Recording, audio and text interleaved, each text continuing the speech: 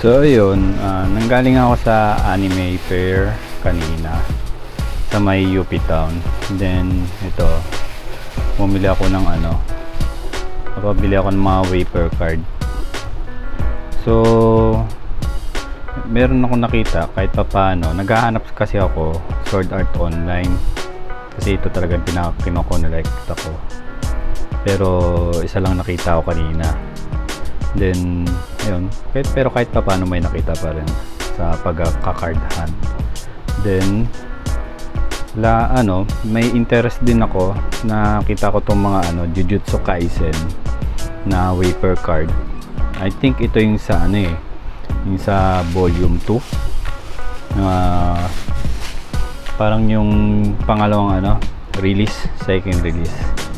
Interesting kasi itong card na to dahil sa para tong puzzle. Ayan kunyari example itong meron siyang left and right character, then mabubuo mo siya. Kaya interesting to sa akin. Parang ganito yung mga gusto kong i-collect na card din Ayan, yung magkapatid na Zenin.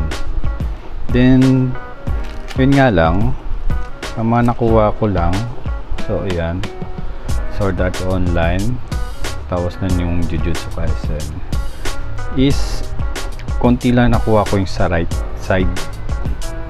So kailangan ko pang i-collect yung mga nasa right side para ma-complete itong kasi makaramihan dito is mga nasa yung mga nasa left side. Kaya ito si Kamo, si Momo, Miwa, saka si Mekamaru.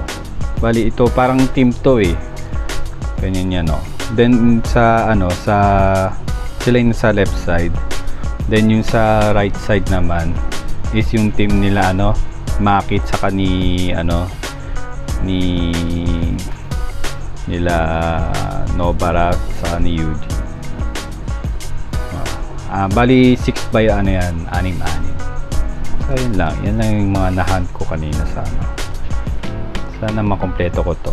Total of 12 cards itong series na ganito. Yung parang magkaano sila. Yan ang ganda nga nito Yan, parang puzzle. Hopefully makakuha ko rin iba. Then